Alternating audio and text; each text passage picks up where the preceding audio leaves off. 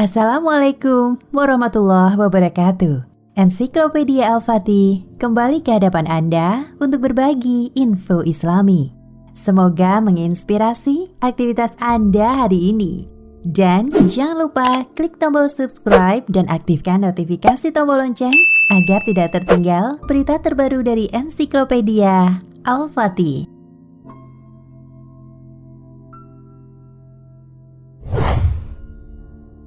Isra Mi'raj secara singkat dapat diartikan perjalanan Rasulullah Muhammad SAW atas kehendak dan kekuasaan Allah Subhanahu wa Ta'ala. Pada suatu malam dengan waktu yang singkat dengan mengendara buruk dari Masjidil Haram ke Masjidil Aqsa Isra, dan dari Masjidil Aqsa naik ke Sidratul Muntaha Mi'raj untuk kemudian menerima perintah sholat. Apa sebenarnya Sidratul Muntaha itu? Apa saja yang dialami Rasulullah ketika dibawa ke Sidratul Muntaha? Dan apakah Rasulullah melihat zat Allah ketika menerima perintah sholat? Berikut penjelasan pakar tafsir Al-Quran yang juga dosen Quranic Studies Fakultas Usuluddin Universitas Islam Negeri Syarif Hidayatullah Jakarta, sekaligus pengasuh Pondok Pesantren Bait Quran Jakarta, Ustadz Dr. Syahrullah Iskandar MA. Melalui pesan singkat yang diterima republika.co.id pada Selasa 9 Maret.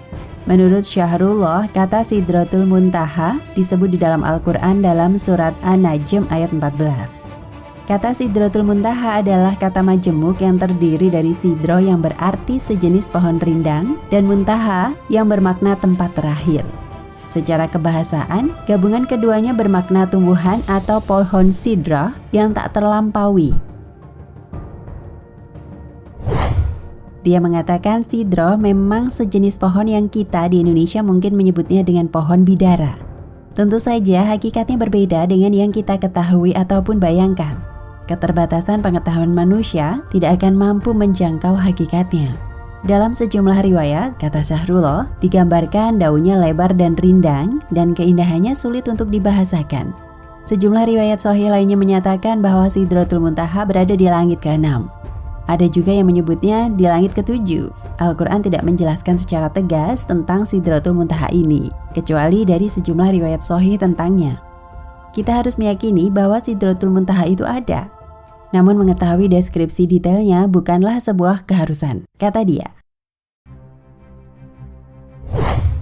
Dia mengintip penjelasan Imam Al-Nawawi yang menjelaskan alasan penamaan Sidratul Muntaha karena pengetahuan malaikat berakhir sampai ke tempat itu. Dan tidak ada lagi yang melampauinya kecuali Nabi Muhammad SAW. Menurut Syahrullah, Rasulullah berada di tempat tertinggi ini ketika dimi'rajkan Allah Subhanahu wa Ta'ala dan dijelaskan Al-Quran bagaimana keluhuran akhlaknya yang tidak memandang ke sana kemari ataupun mengalihkan pandangan ke arah yang lain karena menyaksikan keindahan di dalamnya. Di Sidratul Muntaha itu terdapat Jannah Ma'wa, sebuah tingkatan syurga yang indah dan lengkap tiada tara yang disediakan bagi hamba Allah Subhanahu wa Ta'ala yang bertakwa. Syahrullah mengatakan sholat adalah satu-satunya kewajiban kepada Rasulullah SAW secara lisan, musyafahah, langsung di tempat itu. Nabi Muhammad SAW juga melihat Jibril dengan rupa aslinya. Namun menurut dia sebuah persoalan kontroversial juga muncul, yaitu apakah dalam urusan diterimanya perintah sholat itu Rasulullah SAW melihat Allah Subhanahu wa Ta'ala. Kalangan sahabat juga berbeda pendapat meresponnya. Ibnu Abbas mengiyakan sedangkan Aisyah menolaknya. Syekh Mutawali Al-Sya'rawi menjelaskan bahwa Rasulullah SAW hanya melihat cahaya secara langsung. Karena melihat Allah Subhanahu wa Ta'ala secara hakiki itu hanya terjadi di akhirat kelak. Adapun Rasulullah SAW melihat Allah Subhanahu wa Ta'ala dengan mata hatinya semasa di dunia, itu dapat terjadi, tutur dia. Dia menjabarkan bahwa Imam Muslim meriwayatkan bahwa Rasulullah SAW berjumpa dengan Nabi dan Rasul lainnya ketika dimi'rajkan.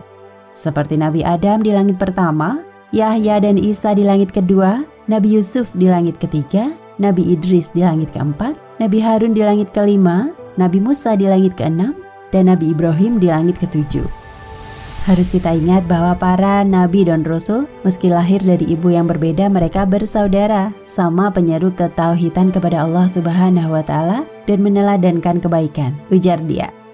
Syahrullah mengatakan pengalaman mengemban dakwah oleh para nabi dan rasul sebelumnya adalah pelajaran bagi Nabi Muhammad SAW. Itulah salah satu hikmah kisah nabi-nabi di dalam Al-Quran agar menjadi motivasi bagi diri Rasulullah SAW dalam menghadapi tantangan menebar dakwah Islam.